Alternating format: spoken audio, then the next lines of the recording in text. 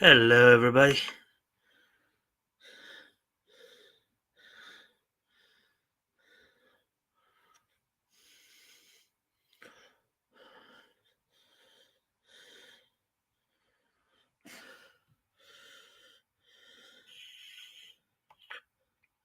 All right, so as usual, we're gonna wait a few minutes to give people a chance to show up here.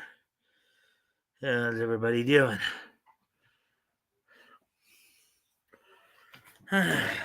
Hope everybody had a good weekend.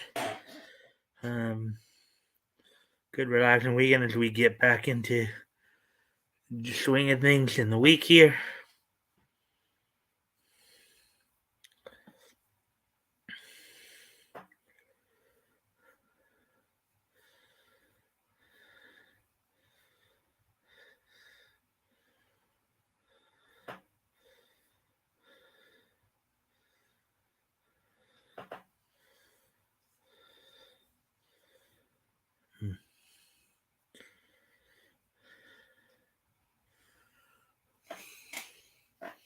So dashing and daring, courage.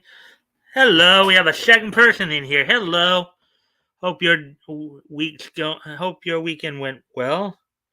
If you can like and share the stream to help the algorithm up, that would be appreciated. See if we can get some more friendly people in here too. And they left again.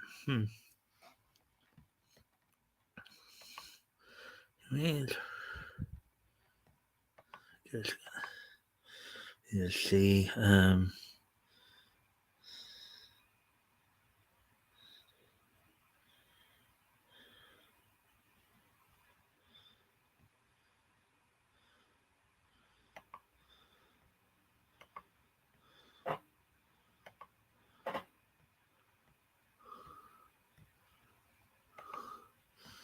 Let's see who else is.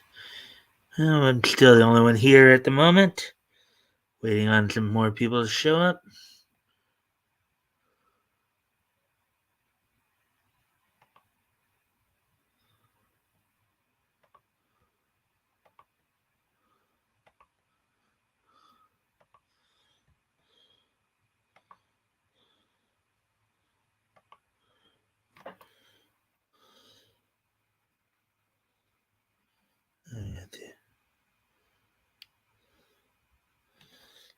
Viewers, okay. That's good to see. Hello. Oh yeah, we're just waiting on some more people to show up. Thank you for the like and share. Hopefully we get some more friendly people in here. So I hope your weekend went well. Hmm.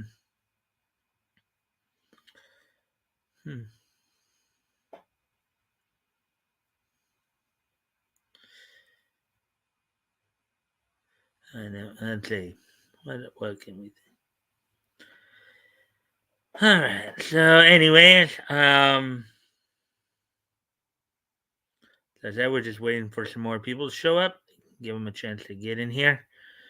Let's see. We're dashing, we're daring, courageous and caring, faithful and friendly, with stories to share. All through the forest, they sing out in chorus, marching along as their song fills the air. Gummy bears, bouncing here and there and everywhere. Find adventure that's beyond compare. They are the gummy bears. They are the gummy bears. Like father, like son, always number one. Yeah, they're buddy, they're pals. Always seem to work things out. Can't you see they're two of a kind? Looking for a real good time? Port to the Goof Troop, and we always stick together. Yeah, with a Goof Troop, best of friends forever. Yeah, with a Goof Troop, and we always stick together. Yeah, with a Goof Troop, best of friends forever. Now we're calling everyone. Come along and join the fun. Report to the Goof Troop. Bop, bop, loo, bop, boop, bop. Yeah. Let's see. On Moon Mesa, where the cowboys roam, everyone live by the code of the West. On Moon Mesa, if you know your horns, then you know horns of the West. Hmm. Yeah, maybe I do have to. All right. Well, anyways.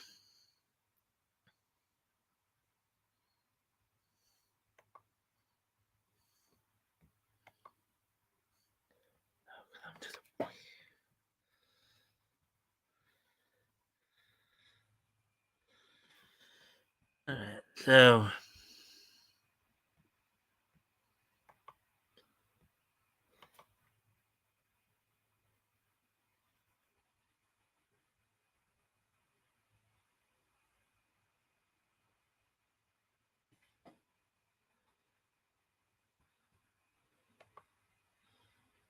All right. So let's see now. We're just waiting on more people to show up.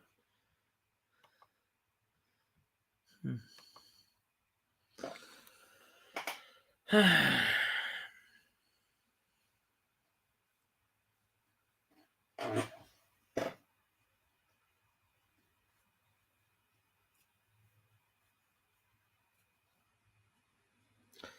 right. Well, anyways, I'm gonna. So why don't we just go ahead and talk about what's on tap for tonight? So basically, we have 4 articles we're gonna go over, all of them from Bounding into Comics, plus some wrestling roundups. WWE had, we had some major events happen over the weekend in wrestling. So, first off, in terms of the articles, we're gonna be going over a couple of comic related articles, couple of anime related articles, including um the two comic articles are going to be revolving around Marvel Comics. One of them involving them claiming Jesus Christ was the first mutant.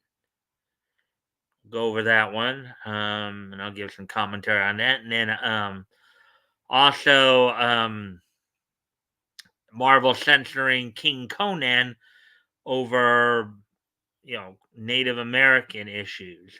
Also on the anime side of it, Colin Klinkenbeard had some interesting comments over the weekend that she basically got roasted for. And based on what she said, I personally am a little disappointed in her. I know Vera Dark covered that story over the weekend. Also, aside from that, of course, Disney is, I guess, thinking of getting in the anime game, saying that they're going to transmit as they are. Um, So, plus, as I said, we got some wrestling news. Some major events happened over the weekend. So, without any further ado, we're going to go ahead and get started here.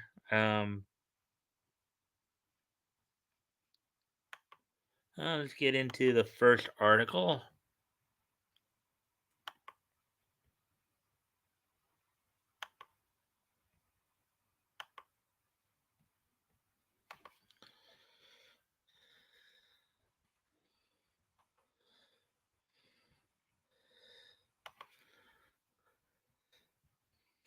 All right, so Marvel depicts Jesus Christ as a mutant in the first issue of Immortal X-Men.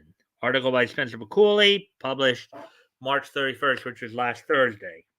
Okay, so here we go. In a move that surely has no possibility of backfiring, I believe he was saying that sarcastically, Marvel has confirmed in the premiere issue of Immortal X-Men that at least within their 616 continuity, the miracles performed by the Christian Savior, Jesus Christ, were not the result of his holy existence, but rather a latent X gene. Of course they do. The Life of Christ, The Easter Story, Volume 1, Number 1, The Easter Story, 1993, Marvel Comics. Words by Louis Simonson. Art by Mary Wilshire, Colleen Doran, Bill Anderson, and Sarah Moshoff. Written by Kieran Gillen, with art by Lucas Wernick and David Curiel. The March 30th debut of the Quiet Council centric Immortal X Men begins its core story with Magneto freshly cleared of the murder of the Scarlet Witch, offering his retirement from the mutant species leadership board, um, left with a void in Krakoan leadership. The remaining Quiet Council members soon begin the process of appointing a new member, interviewing a range of candidates, including Angel, Penance, Gorgon, Vulcan, Abigail Brand, and Beast.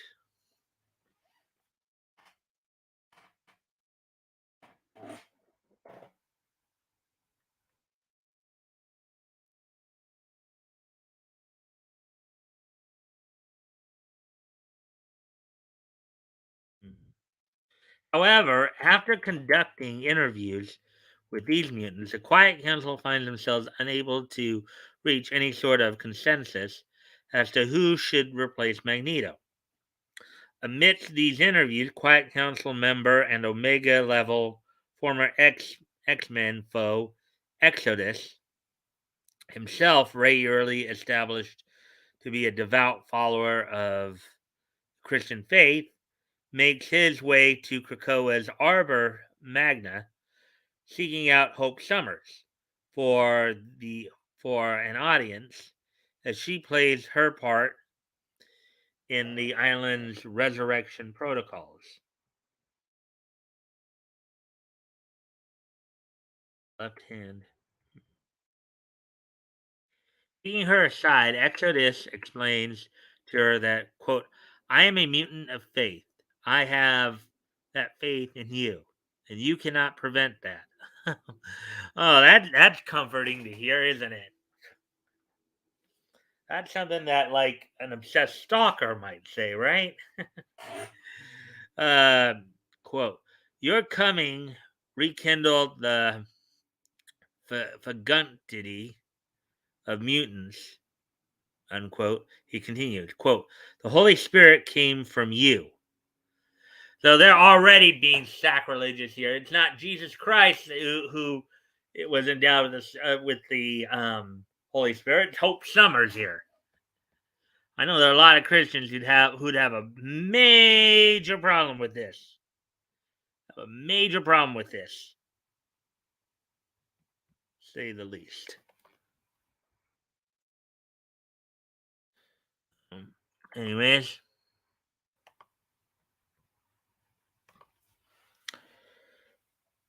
quote, the Phoenix, unquote, interrupts Hope. Quote, the burning space bird came upon me. Oh, the Phoenix interrupts Hope. The burning space bird came upon me. There's no need to get religious, unquote.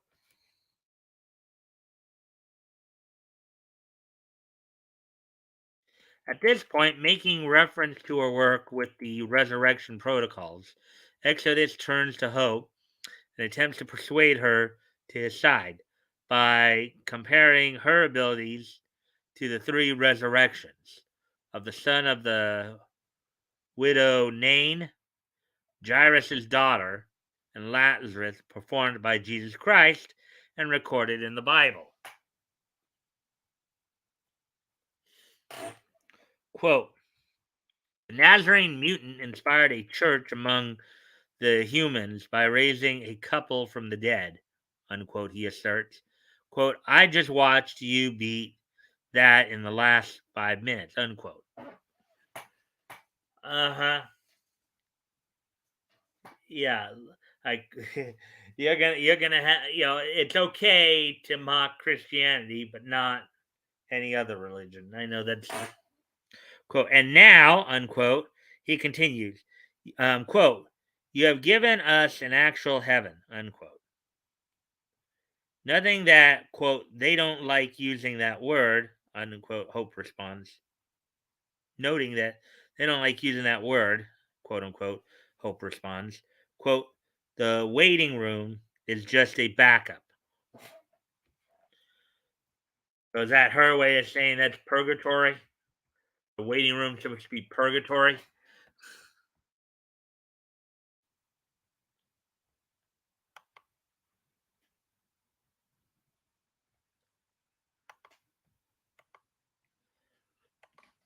Quote, yes, which is a cowardly word for, in smaller quotes, heaven, he counters. Quote, they don't like saying heaven, in smaller quotes, as it scares them with its honesty, unquote. Hope once again cuts him off, straightforwardly asking, quote, enough of the acolyte stuff and cut to the chase. What do you want from me? Unquote. The pair then proceed to the Quiet Council to put her membership up for a vote, which ultimately results in her appointment to the group.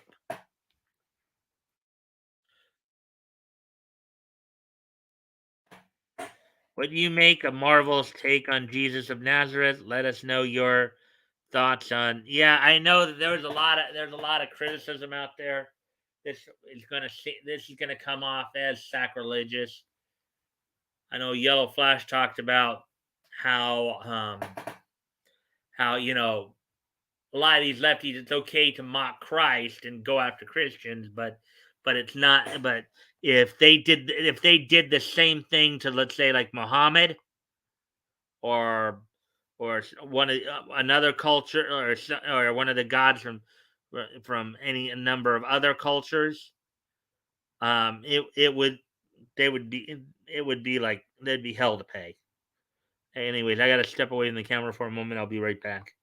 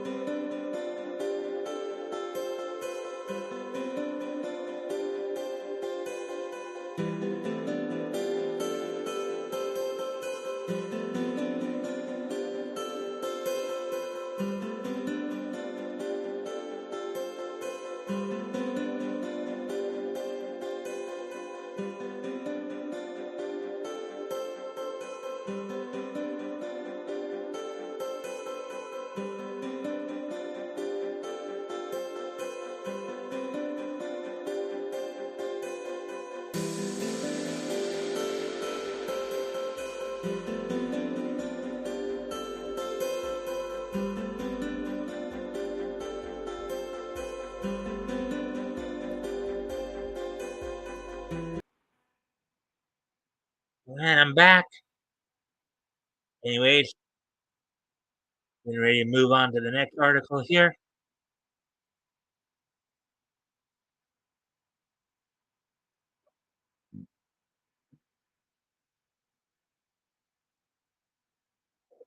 Okay. You see, and here's kind of the as we were talking about a bit of the contrast here. It was okay to mock Jesus, but here's a case where they're actually censoring a comic for what they called cultural appropriation. So Marvel Comics censors King Conan #2 artwork following accusations of Native American cultural appropriation. So what they did to Jesus was okay, but here with this culture, no, it's not okay. You know, um, so just go figure on that. Article by Spencer McCooley, published yesterday, April 3rd, 2002. Excuse me a moment. I got to go take care of Chloe.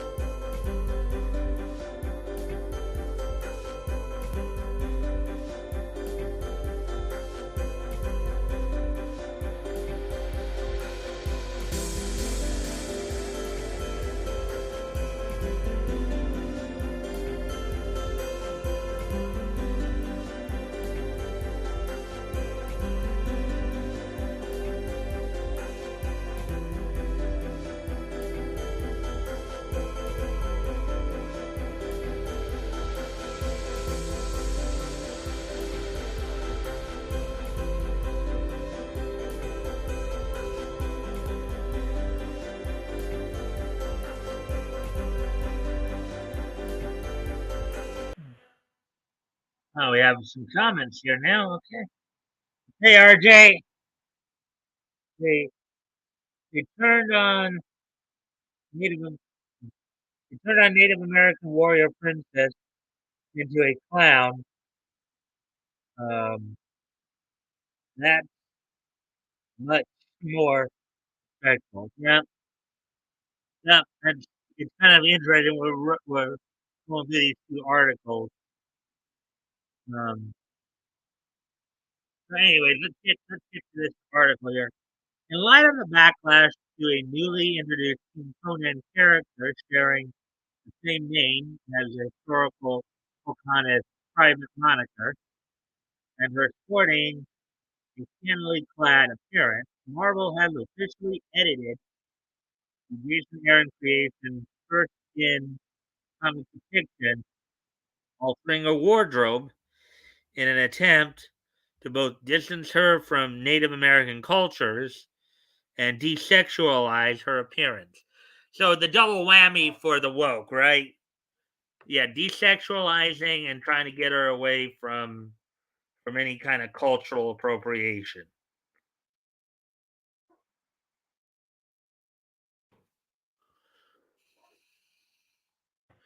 Anyways, and if you can like and share the stream, that'd be very helpful. So we can get some more friendly people in here.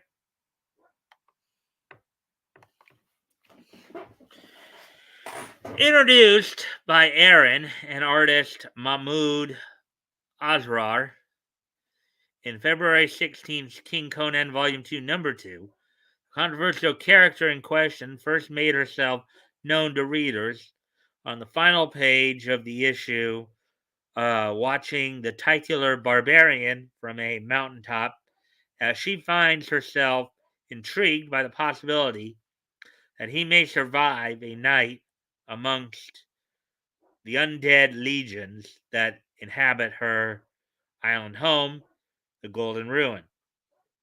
Therein, the then unnamed character can be seen clad in little more than a metal bikini, a billowing cloth ornament around her pelvis, and a headdress adorned with bird feathers. So basically, this is what they're getting at right here. Now, this is a problem, but what Marvel did with Jesus is not.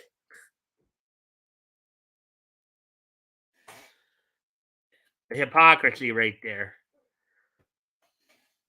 While the character's debut caused little uproar, her subsequent appearance in the next issue, and more specifically the exposition given regarding her backstory, would upon eventually meeting with Conan, the mysterious woman gives her name as Princess Madoaka and explains that she began, I guess it's supposed to be life, not live, in an unspecified fictional kingdom in South America before her love for an explorer from a similarly fictional country of Acheron led to her home being arped and pillaged by his fellow countrymen for its treasure.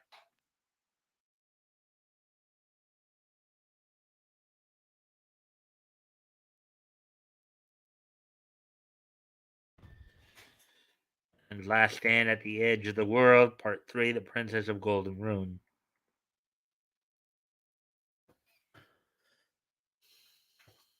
Hmm. Blamed for the ruin of her people, Princess Madoaka um, was then exiled, being set adrift at sea with a pile of treasure and cursed to serve wherever she should land, as a diversion for all future would-be invaders to her home of her home. Though the entirety of Aaron's story depicts fictional characters and locales, the Avengers writer came under fire on social media after some readers took offense to both the princess sharing of a name with the real world Pocahontas, who in her later life went privately by the name Madoaka,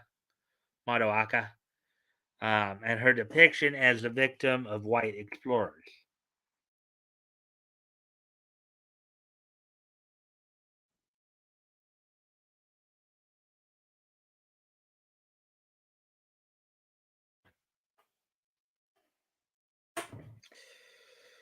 Let's see. Quote, this is active violence against us and our community, unquote, wrote Final Space and My Little Pony S Equestria Girl, Choose Your Own Ending, staff writer Kelly Lynn Handler. Yeah, I remember seeing Kelly getting all upset about this um, when we covered this story previously. Um, whose tweets in response to the character's reveal were most widely cited by those proclaiming the character to be problematic. Quote, the sexualization of a real young girl that was arped and killed young killed young affects our murdered and missing indigenous women today. Oh boy. You are backward, sick, and should donate every penny you earned creating this to MMIV.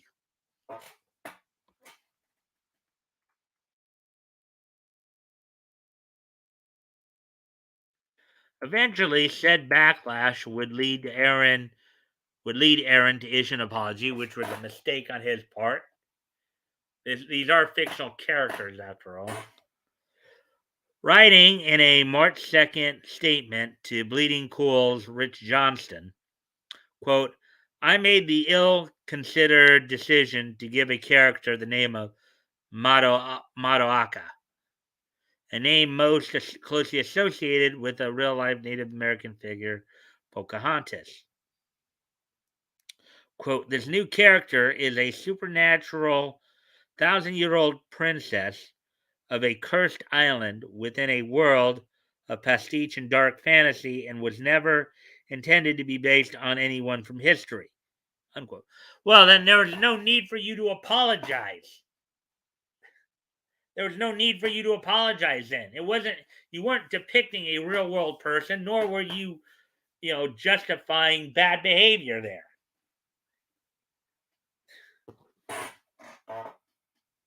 He said, quote, I should have better understood the name's true meaning and resonance and recognized it wasn't appropriate to use it, unquote.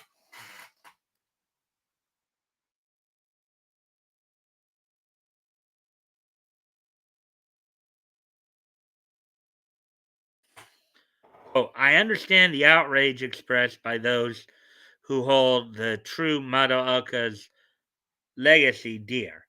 And for all of this and the distress it's caused, I shouldn't apologize, dude, because you had no idea or desire to do anything bad with it.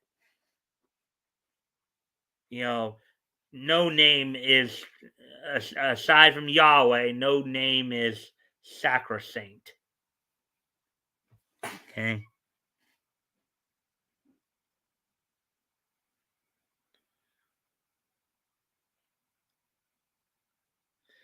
He concluded, quote, as part of that apology, I have already taken what I was paid for the issue and donated it to the National Indigenous Women's Resource Center.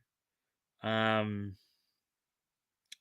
character's name and appearance will be adjusted for the rest of this miniseries and in all digital and collected editions.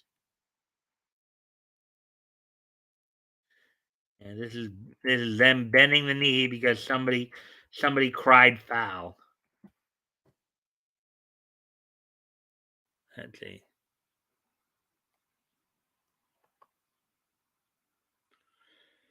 Uh-huh. Making good on this promise, Marvel has now officially edited the princess's appearance in the digital release of King Conan Volume 2, Number 2, replacing her golden outfit with a baggy tunic and her feathered headdress with one simply decorated um, with nondescript blue hair. Oh, that doesn't look great. Uh,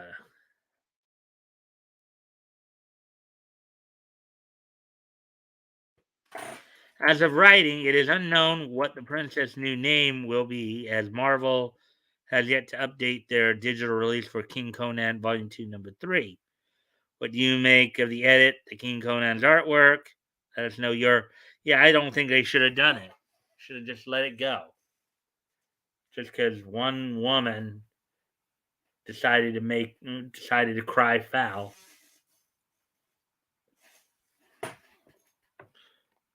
There's only a handful of names that are sacrosanct, and that's not one of them. Anyways, getting ready to move on to the next set of articles here.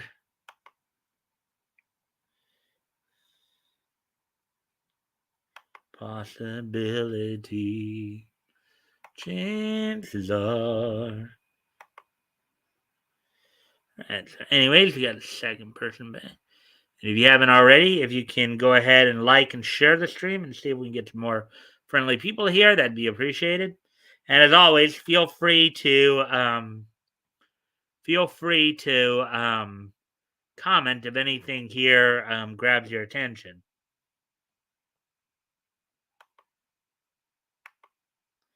Anyways, as we now get ready to move on to now, this is an article that I know that Vera Dark explored over the weekend, and I saw some of that. And all right, so Funimation voice actress Colleen Klinkenbeard wants to see change in the quote the treatment of female characters in anime unquote, claims they quote tend to end up in the background.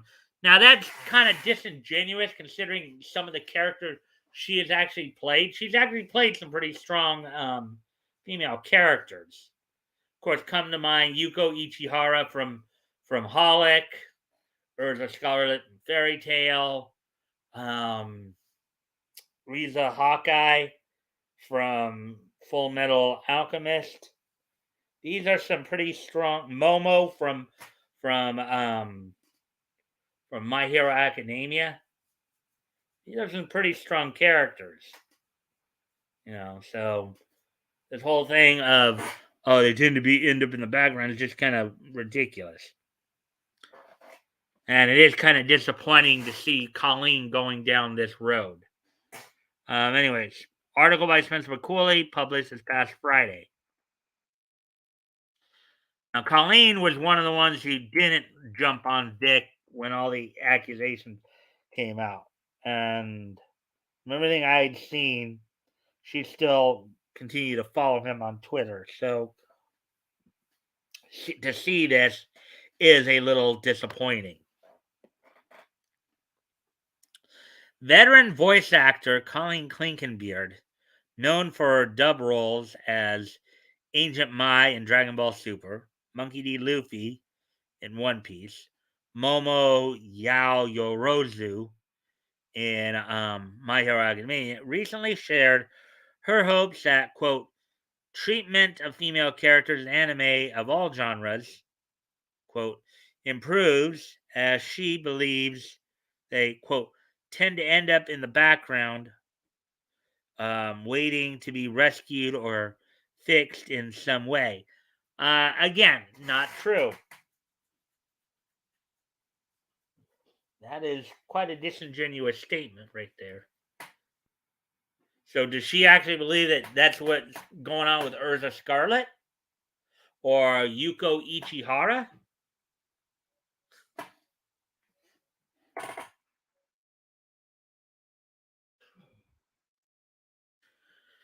Klingenbeard voiced her thoughts on her perception of the anime medium's depictions of female characters during a recent interview with comicbook.com's Megan Peters, given in celebration of Women's History Month and published on March 30th. I also kind of wondered maybe she was also may have been pressured a little bit by like Monica Rial and or Chris Sabat to make such statements here. Kind of crossed my mind as well.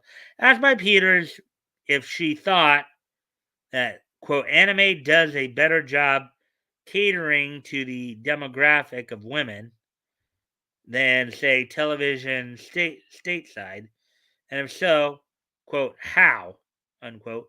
Greenbeard asserted, I think in more recent years, the studios creating anime have done a better job incorporating female voices in the shonen anime and allowing shoujo series to appeal to all viewers. Unquote.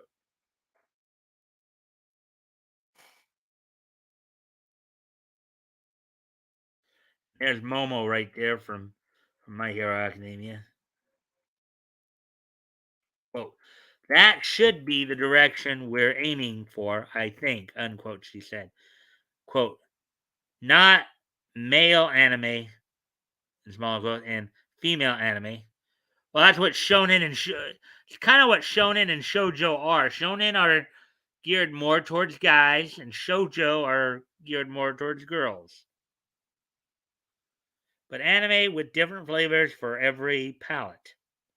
To this end, Klinkenbeard noted that, quote, the one thing I'd like to see change even more is the treatment of female characters in anime of all genres.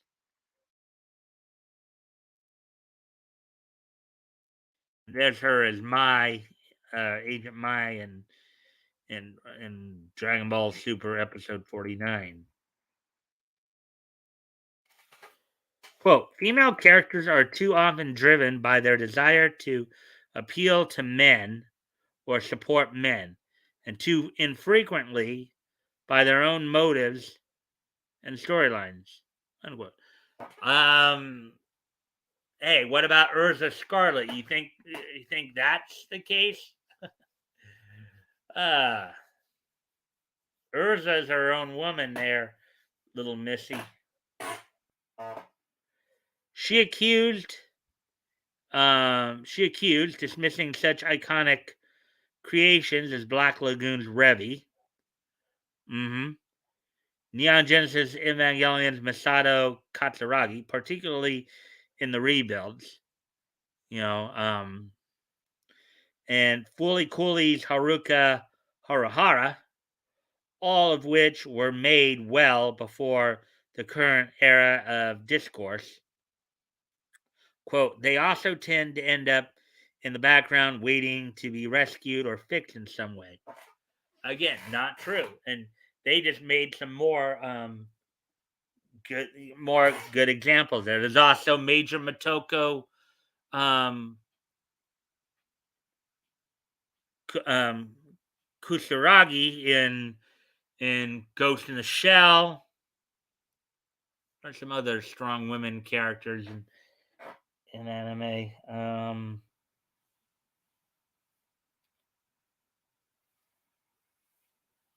Let's see. Um,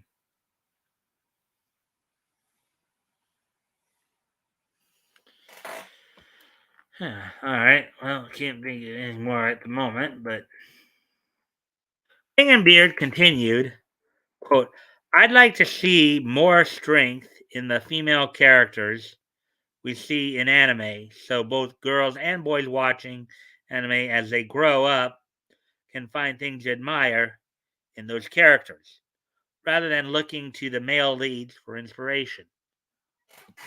Again, I don't agree with that.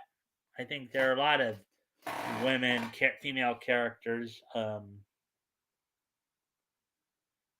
that that I think a lot of people look up to. Um, Riza Hawkeye from Full Metal Alchemist is a good example. You know, Genkai. Genkai from Yu Yu Hakusho. Okay, now granted, she was voiced by Linda Young. Genkai took no guff from any guy, including Yusuke. Now, granted, she did have a fling with Toguro, but wasn't like she was weak for it. Quote, obviously there are exceptions to that rule. She offered as a caveat. Here's a picture of Fairy Tale Dragon Cry 2017 A1. So there's Urza Scarlet, one of the characters she voices.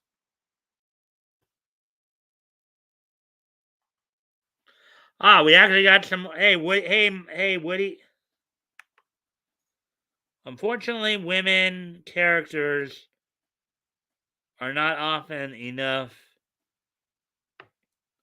characterized as trying to please men, which makes it completely unrealistic,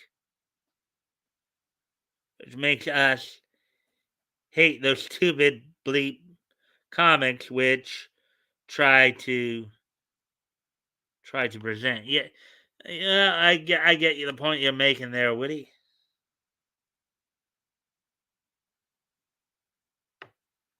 Oh, okay. There was another thing. The problem is that any woman who acts like these hateful bleeps doesn't reproduce because the men hate them and don't even want to bleep. Oh boy, Woody going off there. I'll tune in and 5 or 10 minutes after you glance at your bleep chat and decide to respond to it. Well, I mean, I was Woody. You know, I try to keep up as much as I can.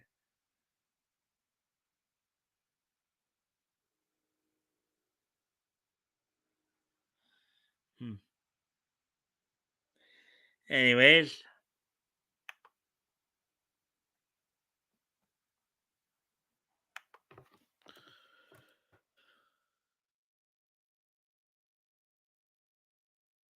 that's what happens when you get caught up, reading articles. So it's like, you're not always aware that people are chatting because I'm going back and forth between pages here, between screens. So Peters then inquired as to Klinkenbeard's opinion on whether, quote, the production, in brackets, side of the industry is also embracing female talent and growth, unquote. To which the voice actress replied, quote, I think the industry has embraced the feminine voice and female leadership with open arms over the last decade or so. And I've never felt much pushback as more and more women take on roles in production or become household names in dubbing. The only time people will jump on dub voice actors is when they make stupid takes like this. That's the only time they really get any like. However, turning to anime fans themselves, she accused, quote, it's been less wholehearted in the fandom. Unfortunately, there are some holdouts in anime fandom community who would like to keep anime a male dominated genre. Well, okay, made by and for men. Again, not true. You have a lot of chojo and choji anime out there. A lot of female centric. You have a lot of reverse heroines, for example, like with Oron High School Host Club and the Wallflower. You have anime. I'm going old, old school here a bit. So like 12 Kingdoms. Um, Even Love Hina is kind of more of a female led. There are some good, harem animes that also show some strong female characters there.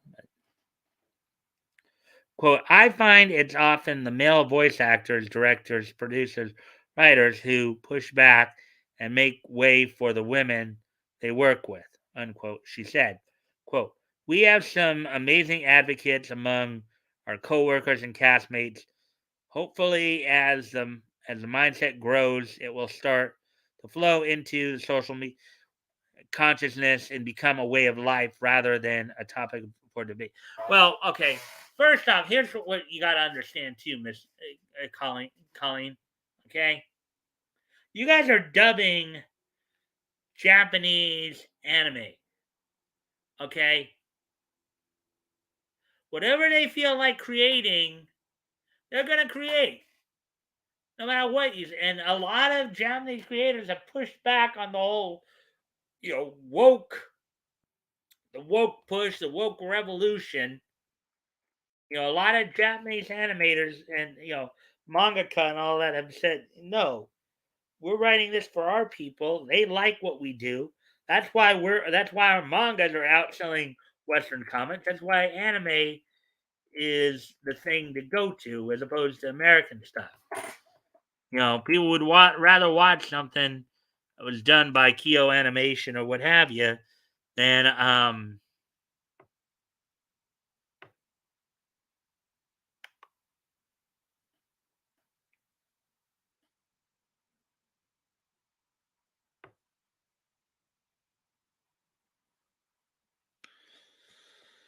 and um and have and hear what you have to say. Anyways, continuing the article here. Further, Klinkenbeard opined that, quote, female directors in media are absolutely what has shifted this tide the most, unquote. But the thing is, the original work was created and dubbed and or created and voiced and directed by by men over in Japan. Okay, you guys are just simply dubbing it, you know, to make it more sound, into English as quote. There's something about seeing a woman in charge of an IP you love that immediately forces you to respect her voice in a way you didn't have to if she was just one of the cast, unquote. Yeah, but you still can't change the material that much because if you do and try to put your woke ideas into it, people are gonna rail on it. Like, good example is Dragon Maid. Quote, the slowest aspect of change in the industry was in seeing women as a voice of authority. Again, not true. Major Misato Katsuragi, Major Motoko Kusanagi. The idea that women can be experts in a field and establish voices of knowledge about any given topic, unquote, she concluded. Again, not true. I remember let's see, there was Tabane Shinomura from what was that one I just watched recently? Can't even think of it now. Um,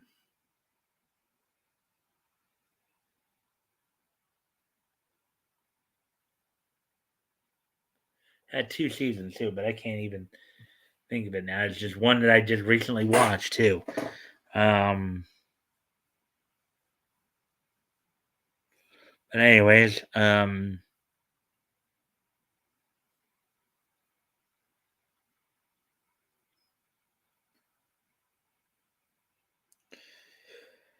that has taken some time. Quote, that has taken some time, and I still see a lot of deferring to the male opinion as the definitive.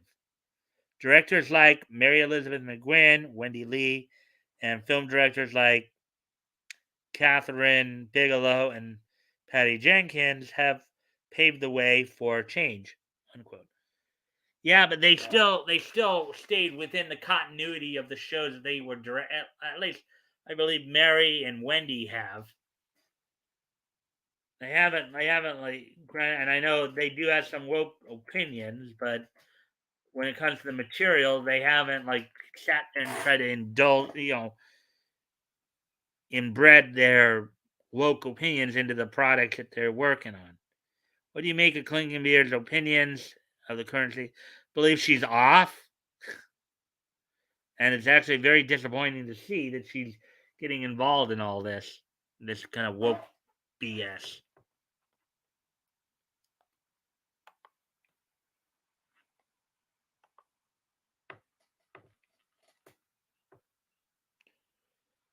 This woman really hates men a lot.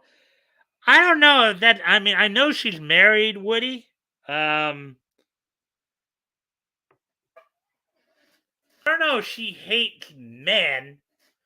I'm not even sure if she's saying this of her own volition either, because for all I know, she's saying this maybe because she's feeling maybe I don't know, maybe behind the scenes Chris Sabat and Monica Rial are pressuring her to say this. I'm not entirely sure if she's saying this of her own volition or not. Anyway, I gotta step away from the screen for a moment. I'll be right back.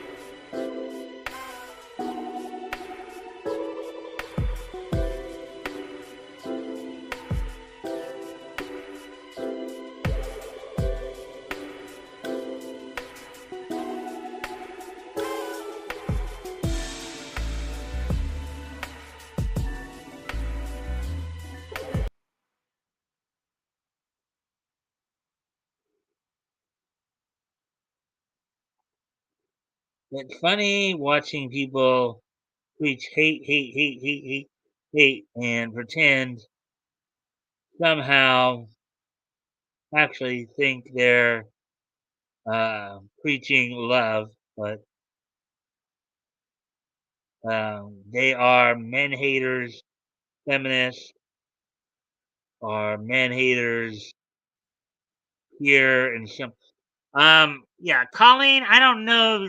That's a kid. I mean, this is the same. This is the same woman.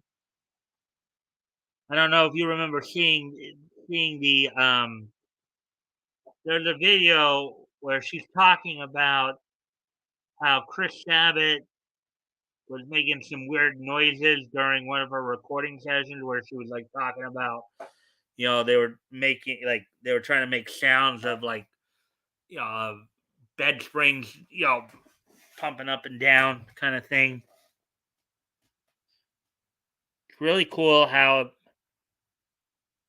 about get biological we got biological system where women bear babies and men don't, and the feminists are free to cry to create some other system. But I don't think they're going to do it. I mean, could you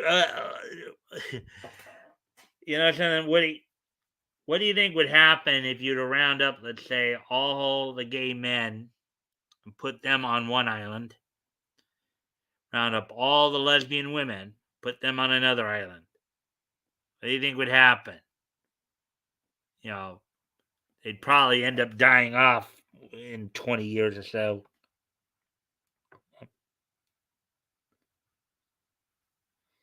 That is the most awful music, Mike. If you want to chase people away from your even more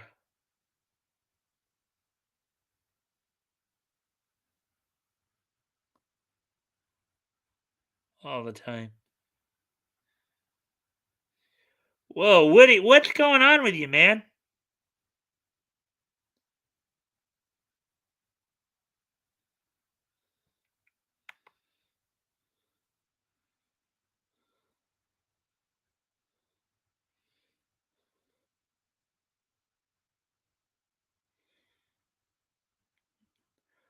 Whoa, what's going on with you, Woody?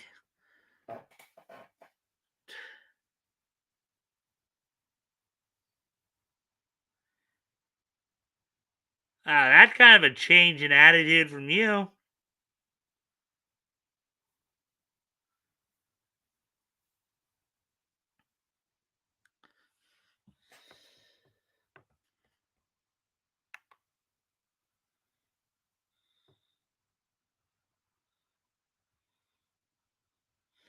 Actually, it was RJ who was suggesting I use the music because, um, rather than just doing dead air. Hmm.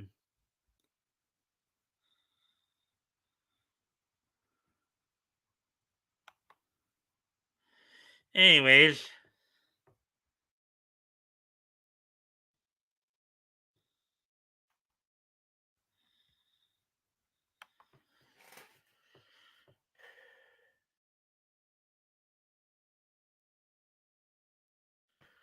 moving on to the next article. Um,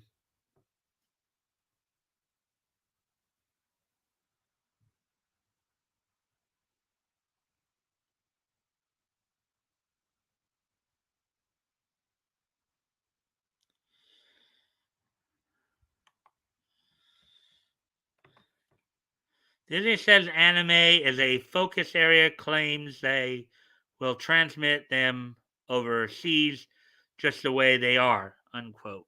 Hmm.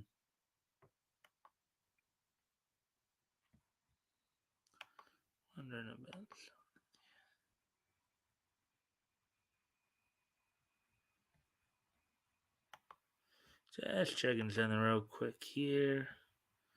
Oh, wait.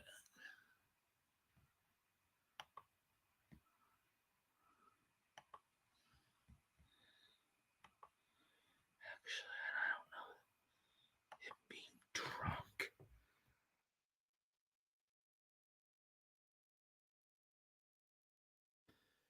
All right. Well, anyways,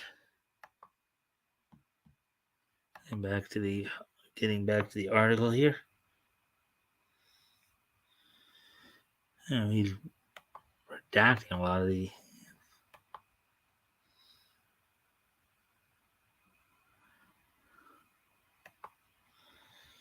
Huh.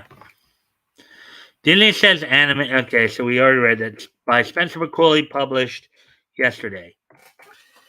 After most notably dabbling in the medium with Star Wars visions, Disney has reportedly assured Japanese audiences that anime is a quote unquote focus area for the company to the extent that they hope to quote transmit them overseas just the way they are unquote.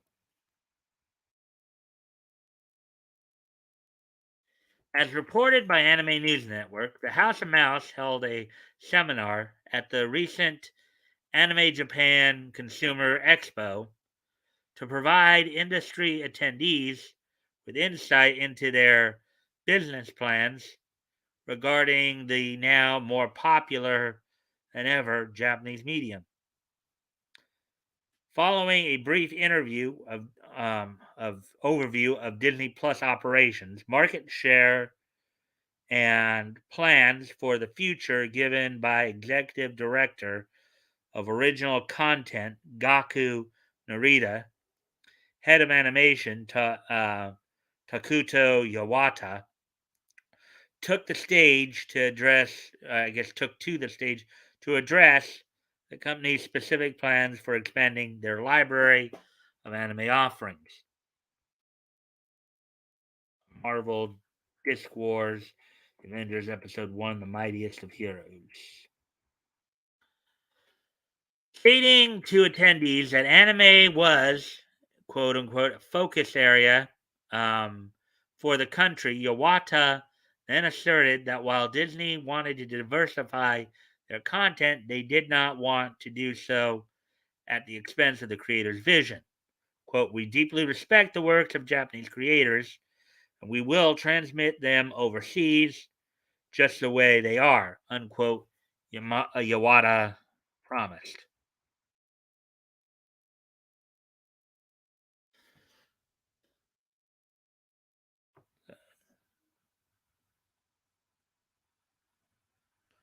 I'm sure they will only censor them where it is absolutely, you never know.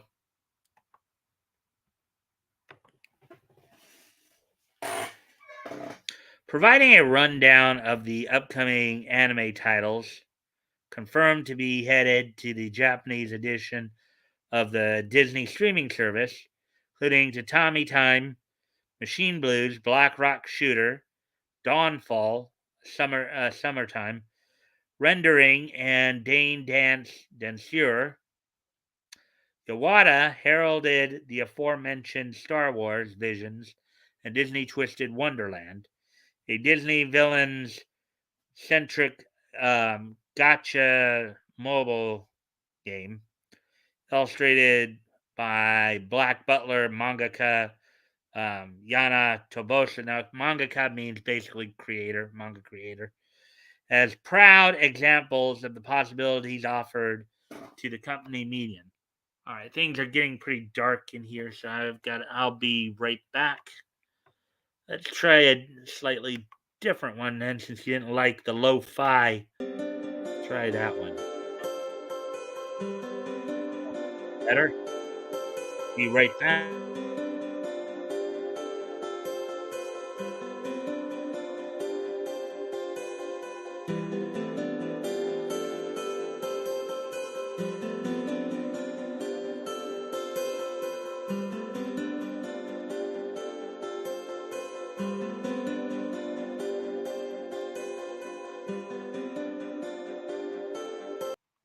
All right, let's see now. Pocahontas, accompanied by accordion. Okay. Uh, Right. So anyways, well, I am confident that this will open a new door, unquote, said Yawata, putting forth the quote Disney difference, unquote, as something beneficial they could offer the medium in turn. Quote, we have great expectations for producing local content. This includes completely new works from Japan, unquote. Yeah, and we've seen what they've done to said work too, right? Prior to their production of the Star Wars Visions anthology series, Disney previously attempted to enter the anime market proper with their Marvel properties. Yeah, I know there was a Wolverine anime, there was a Blade anime, Iron Man anime. There was a number of like anime based on some of the Marvel characters. Um, Producing two well-received anime series based on publisher's library heroes, Marvel Disc Wars, The Avengers, and Marvel Future Avengers, since acquiring them in 2009. Episode 7, I'm Here, Deadpool. What do you make of Disney's plans to enter the anime market? Proper, let us know your. Yeah, I don't think American companies trying to do anime is such a good idea. And I think it's better let Japanese do the original and then have people stateside do the dubs if they can, but maybe not Funimation or any of those people if they're gonna just make it all woke. But like bring in like some of the New York voice actors, some of the people from up in Canada with Ocean Studios, you know, who won't sit there and try to wokeify um said hey, Earth's Best Entertainment Max. You missed the comics articles I was doing earlier, so we're pretty much done with all the articles anyways. We're just past the hour mark here. If you can like and share this thing, see if we can get some more friendly people in here, that'd be appreciated. Um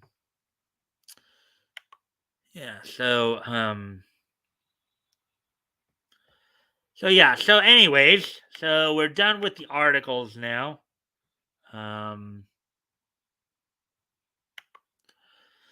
So now let's talk a little bit about this past weekend was big in the wrestling world. Had WrestleMania 38 going on. Let's see. That's what we need to do as indies. Oh, sorry, I'm at work, so I jump when I can. All right. Um, yeah, but anyways, um, yeah. So this past weekend, you had WrestleMania 38 going on. You had, of course, the Hall of Fame ceremony there at WrestleCon and the Fairmount in Dallas, Texas. You had Impact Wrestling holding its multiverse of matches on Friday in Garland, Texas.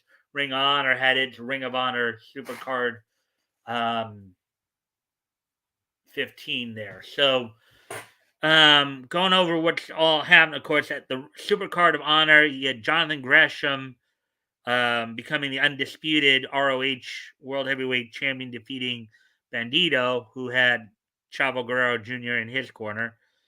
Wheeler Yuta and Minoru Suzuki, respectively, defeated Josh Woods and Rhett Titus for ROH's Pure and television titles, respectively. Um, Mercedes Martinez defeated Willow to become the interim ROH Women's Champion, which would make her, I guess, the number one contender to Diana Perrazzo, who is the current reigning Ring of Honor Women's Champion. Um, FTR went into the show and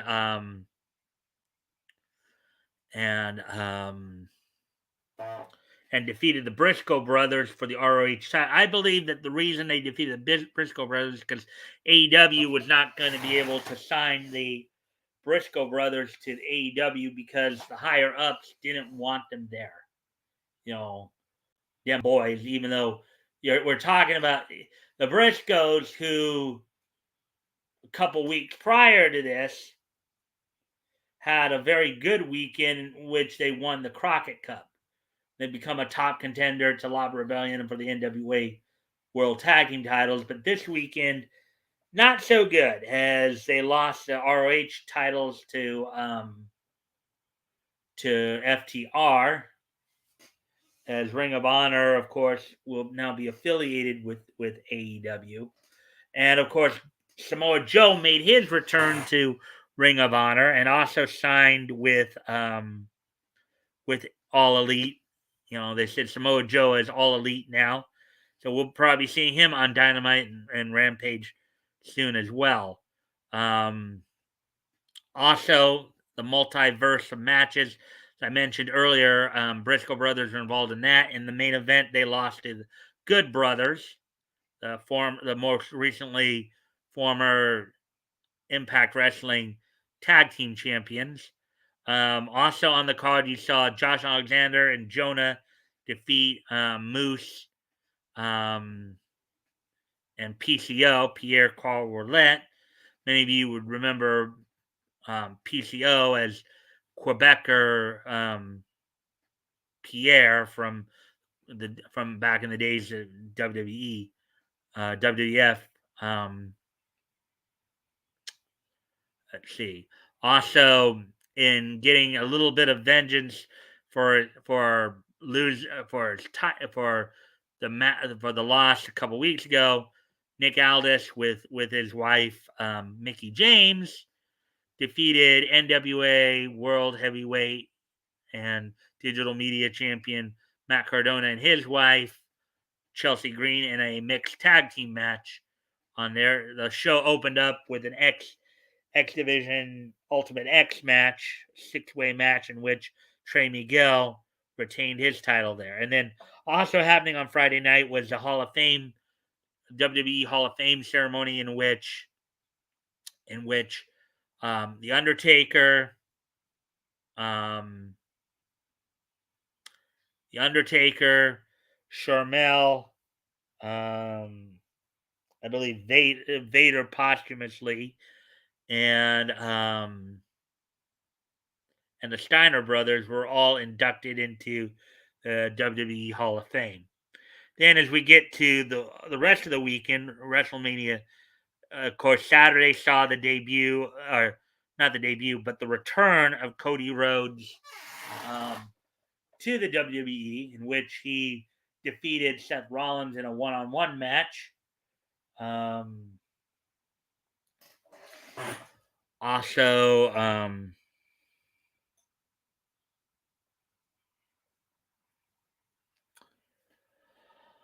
Also, also happening over the weekend as well. Or let's see, Bianca Belair defeated Becky Lynch to become the new Raw's Women Championship on Saturday. Let me see what else. Trying to think here. The show ended with Stone Cold, Steve Austin having an impromptu no holds barred match with Kevin Owens in which he beat him. Let me see now. Who else? What else? And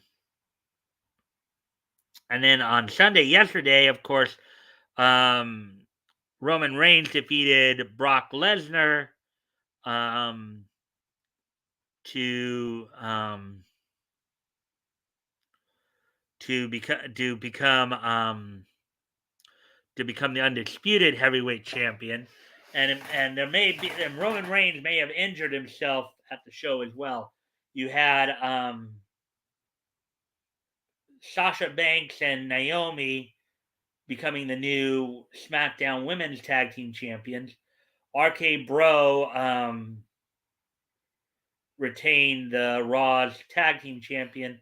The previous night, of course, the Usos had retained the SmackDown Tag Team Championship on the previous night as well. That was one of the other things. So that's a lot of what was going on. Charlotte Flair retained the SmackDown Women's title. The secondary titles were not on the line as you had other filler matches throughout the weekend. So that's pretty much all that happened over the weekend wrestling wise. So with that, I'll give you guys a chance if you guys have anything more you want to say about anything that we've talked about tonight. Guys want to add some more comments in there, the conversation? I'll give you a moment to think about it.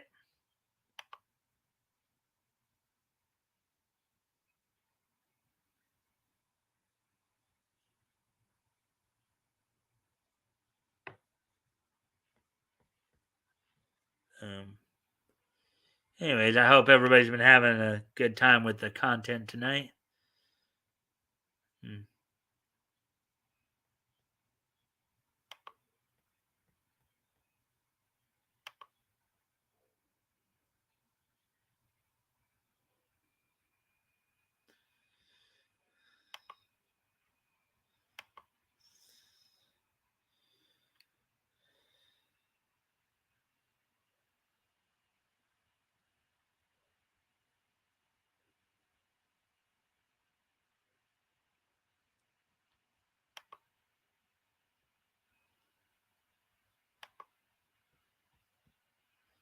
Let's see now.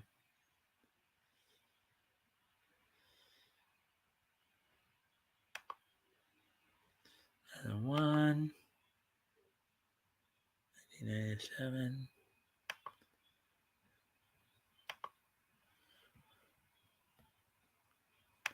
Okay. All right. Let's see. Going once.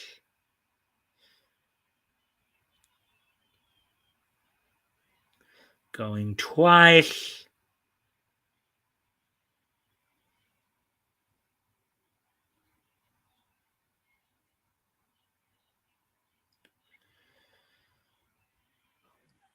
Right. I think it's a good time to start to wind down then.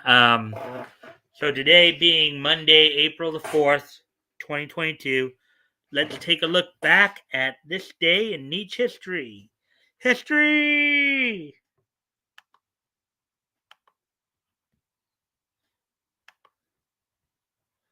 All right. So the first thing we're going to look at here on this day in Nietzsche history is on this day in Nietzsche history, Dragonfly, which was originally a French animated series produced produced in part by Gaumont Multimedia, as well as Columbia TriStar Television, Abrams Gentile Entertainment, and Active Entertainment. Um, it ran first run syndication here in the United States. It completed its original run on this date 25 years ago in 1997. So on this date back in 1997, 25 years ago today, Dragonflies would complete its run on television, complete its original run on television on this date back in 1997. So they would end their run. And with that, moving on to the next piece in each history, as one show ends, another would start. As on this day in 1997, JC Staff's Slayer's Try would start its run on, and I believe it was TV Tokyo in Japan. The original air date was on this date 25 years ago today. Slayer's Try, the 1997 Slayer's anime series. So on this date, as one show, Dragonflies came to an end. Another show, Slayer's Try, would start up. So There we go with that.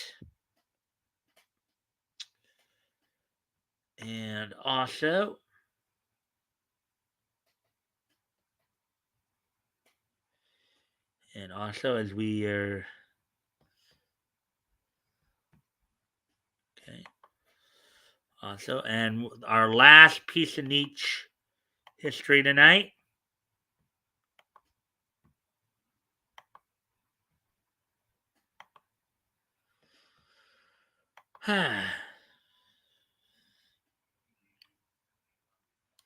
This last piece of niche history tonight. On this date back in 2001, which is 21 years ago today, the 120th issue of Betty and Veronica Digest magazine went on sale on this date in 2001. So 21 years ago today, the 120th issue of Betty and Veronica's Digest magazine went on sale on this date in 2001. So, anyways, guys, I thank everybody for being here tonight. Um, we did have at times a bit of a lively conversation going, so that's good. I hope everybody enjoyed the content tonight. And I hope to see everybody back here tomorrow night. Bye.